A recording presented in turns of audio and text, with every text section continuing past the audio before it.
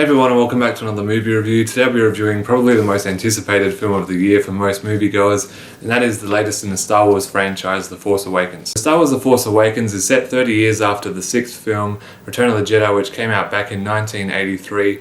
Obviously we've had the prequel films since then in the early 2000s, which weren't very great. They were okay, but definitely not up to scratch for Star Wars films. So a lot of Star Wars fans were disappointed with those, myself included, and everyone really looking forward to this new film directed by J.J. Abrams, who did the two recent Star Trek films, which were quite good, and he also did Super 8, so some talent behind the camera there, so everyone kind of was really looking forward to this movie, and I'll let you know if it delivered. So this movie, straight off the bat, it was fantastic. I absolutely love The Force Awakens.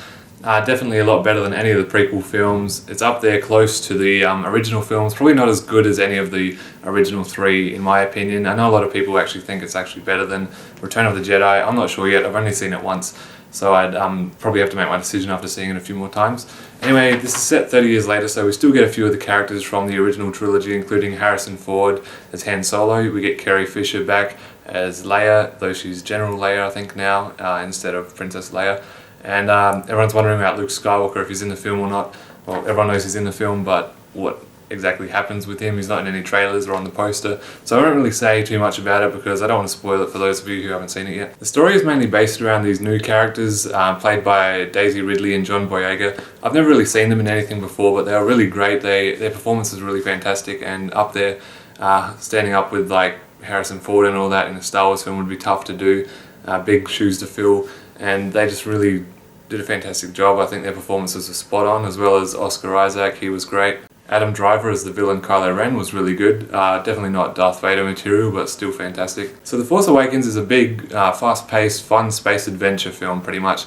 It's people joining up, going through space, through different planets. There's a villain after them. There's kind of like a new Death Star. I don't want to get too much into the story because I know the IMDb doesn't even have a plot synopsis yet.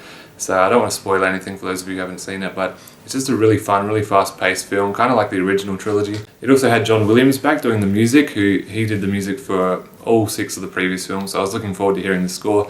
And pretty much you get all the same themes we've had from the previous films. I didn't really recognize a lot of new material throughout, which was a bit of a disappointment, but I guess I'd have to go back and listen to the soundtrack on YouTube by itself and just give it a proper listening without actually watching the film to it. So this is definitely the best Star Wars film we've had since the 80s, which is, you know, a long time for fans to be waiting for something this good, but it definitely holds up. It has flaws though. It's not a perfect film, unfortunately.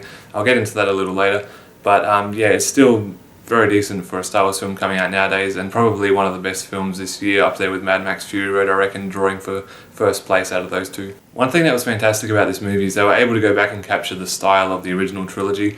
In the prequel trilogy, a lot of stuff was visual effects and CGI and green screens, which is cool, but you can kind of tell watching it that it's not a real environment, and the actors don't get to act that well in a fake environment as they would in a real environment. And this film, you could tell that they were on set everywhere that they were, whether it be a forest or out in the desert or in the snow.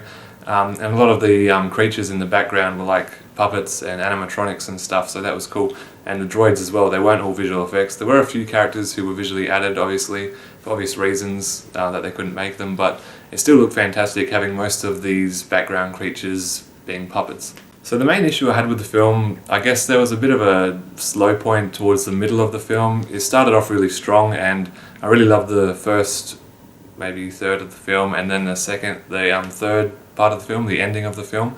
The middle third was a bit slow and disjointed at times for me. I guess just when you're expecting a new Star Wars film, you've got the highest hopes, but if that's all I can complain about, just a little bit of slowness here and there, it's not too much. So I think if you're going to this film, you'll recognise that at that point where it starts to slow down a little bit, but then it picks up again in the final act. Another thing the people who made this film did really well was leading up to the film, all the trailers and that.